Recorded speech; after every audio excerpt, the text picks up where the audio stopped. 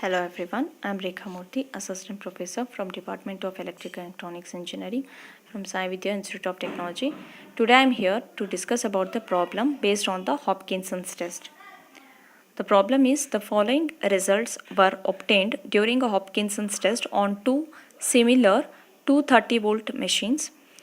Armature currents 37 ampere and 30 ampere. Field currents are 0.85 ampere and 0.8 amps. Calculate the efficiencies of a machine if each has armature resistance of 0.33 ohm. Okay, so they have given the values, the given data.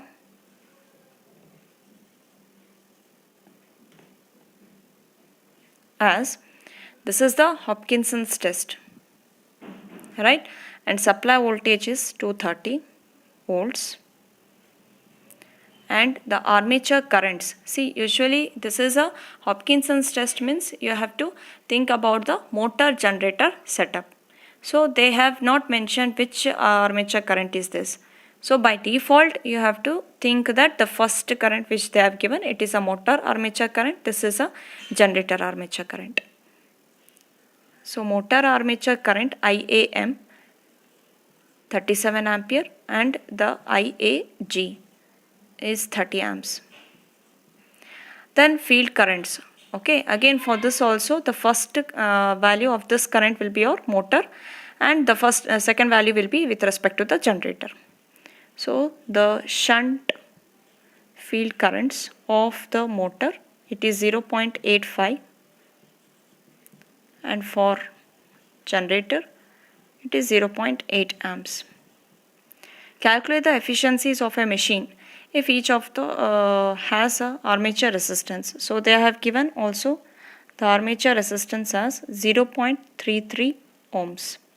Okay, so these are the given parameters. Now let us draw the circuit diagram. So as we know, I can draw this circuit diagram. I can draw that motor first. Okay, and this has been coupled to the generator.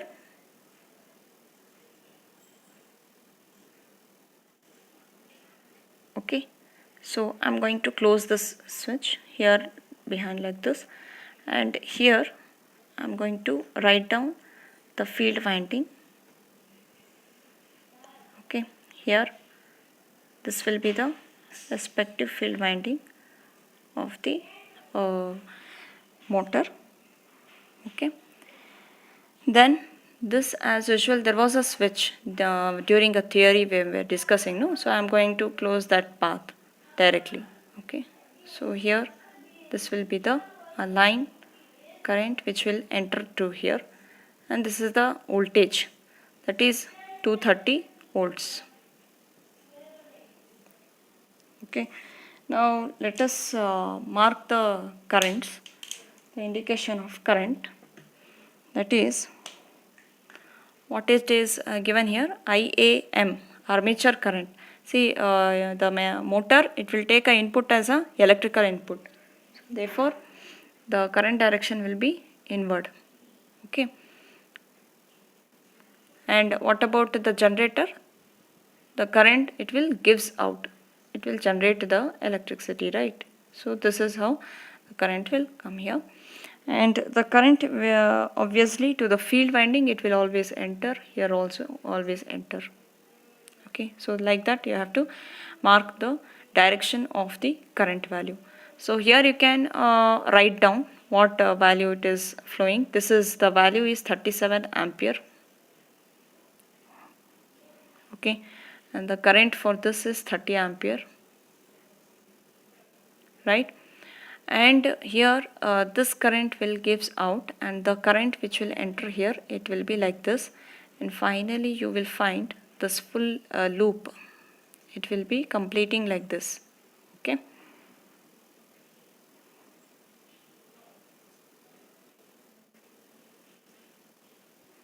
okay, so fine, this current will be entering here, the line current, the main current. Okay, so this is how you can mark the complete direction of the currents. Okay, Now this is what current it is? Field current, right, of motor. It is around 0.85 and this current is 0.8. Okay, so here you have to be very thorough with the KCL so that you can find out this value of current, this value of current, and here this as well as this current. Okay, so consider this node. So what will be the value of this current? You have to find out what is the value of this current. How you can determine? See here, you can see that what is to this node, what is the current which is leaving out, that is 37, and the another current is 0.85. Okay, the incoming current is entering to this. Okay, let me take this current is X, Ix. Okay, so this is incoming current to this node, so it is positive, and these two current are leaving out, so it will be considered as a negative, right? So therefore here I can these two currents are leaving out, so I can take a sum of these two current which is going outward, so I can take it as sum of those two currents, so it will be around 37.85. So this current value is 37.85. Okay. Now similarly let me take this node, consider this generator, this node, and find out this current Iy. Okay. So here what is the direction I am getting? Here the current, this current is entering to this, so it is positive, and this current is leaving outward, so it is considered as negative. So what will be the answer here? We'll get around 29.2. So that value you have to mark it here. So I can mark here this current value is 29.2 amps. Okay, this current value is 29.2 amperes. Then after that you consider this node also. Okay, so here also again you can determine this current. So what can be that current value? You can see that let me take Iz, X, Y, Z over no. So I'll take Iz. So here you can observe at this node this current is leaving, so I can take minus 37.85, and this current is entering, so plus 29.2. So finally the difference of these two current. Okay, so what is the value you will get? You will get around 8.65. 8.65. Okay, so this answer will be 8.65 amps. So that will be the value of the line current. So this is how you have to be thorough with the KCL so that you can determine all the values of the currents. Right? So I hope you have followed it. After indication of this, now we can easily able to solve the problem by using what are the steps we have to carry out. Okay, so what is the first step? So step 1, first we will calculate all the field copper loss. Okay, all the copper loss. Okay, so total copper loss calculation, total copper loss. Now start with the for motor. Okay, what is the armature copper loss? Armature copper loss, so that is nothing but IAM square into RA. What is the IAM value? It is 37.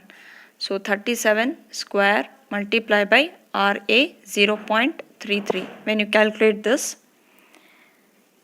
you will get the answer as 451.7. 451.7 watts. Okay, similarly calculate the field copper loss. So that is V into I shunt M. So it is 230 multiplied by what is the shunt value of a current. So that is 0.85. So it is 0.85. Okay. So it leads to 195.5. 195.5 watts. Okay. So after this, sum these two currents, add these two values. Okay. So therefore, the total copper loss of motor it is around 451.7 plus 195.5. When you add these two, you will get 647.2 watts. 647.2 watts. This is about the motor. Similarly, we have to calculate for the generator. For generator also, the armature copper loss will be given as IAG square into RA. So it is, the IAG value is 30 ampere. So 30 square into 0.33. So it leads to 297 watts. Similarly, for the field copper loss, it is V into I shunt G, that is 230 multiplied by 0.8. So the answer will be 184 watts. So when you sum up these two, okay, so you'll get 481 watts. 481 watts. Okay. So this is what we had completed the step number 1. Next, let's start with the step number 2 to calculate the stray loss. Stray loss is given by the formula. Stray loss, which is denoted as WC, it is given by the formula power input from the supply. So it is V into IL minus the total copper loss. The total copper loss of motor plus the total copper loss of the generator. We have to add now total copper loss of motor and total copper loss of generator. Okay. So what is the value? You can get it V into IL, that is 230 multiplied by the current, the line current. Okay, so the line current, what is the line current from this circuit diagram? Which is the line current? This is the line current. Okay, that is 8.65 ampere. So you have to take that, you have to identify the value of that which current it is, 8.65 minus the sum of those two values. What is that? For the motor we got total copper loss 647.2 plus the total copper loss which we obtained for the generator, it was 481. So you have to add up this. So we get the value as around 861.3 watts. 861.3 watts. Okay, this is WC. Now for per machine means WC divided by 2. So it is 861 divided by 2. So it leads to 430.6. 430.6. See, this value you have to remember. 430.6. This value you have to remember, because that value only we have to take it to determine the efficiency separately for the motor and separately for the generator. Okay. So that value we have to consider. Not the total value. We have to take a half of this value. Okay. Now let's start the last step, step number 3, to determine the efficiency of a motor. So efficiency of motor is given by the input minus losses divided by the input into 100. Okay. So what will be the motor input? Motor input, as I told you, it is given by V into, see here you can observe to this motor what are the input value of a current. See, this is the combination of, this is actually the input value which is entering into this motor. So therefore this current is nothing but sum of the IL and the sum of the current which is coming out from the generator. So I can call that is also a line current which is taken up from the generator side. Okay, so we have to sum these two, this value and this value. So that together is given into the motor input. So that value we have to take it. IL plus ILG, right? So that is nothing but 230 multiplied by what is this, the addition of these two value of current, 37.85. So 37.85. So when you solve this, okay, so you'll get the value as 870.5. 870.5 watts. Okay, this is about the motor input. And the total losses is nothing but, the total losses is equal to the variable loss plus the constant loss. What is that variable loss? Variable loss means the copper loss. Copper loss of what? Motor, because we are calculating efficiency of motor. Okay, so we have to take the total copper loss of motor, okay, plus WC divided by 2. Okay, so what is the total copper loss we had got? Total copper loss. See, total copper loss we got it as 647.2. 647.2 plus the stray loss for the per machine, it is 430.6. 430.6. Okay, so substitute all these values here.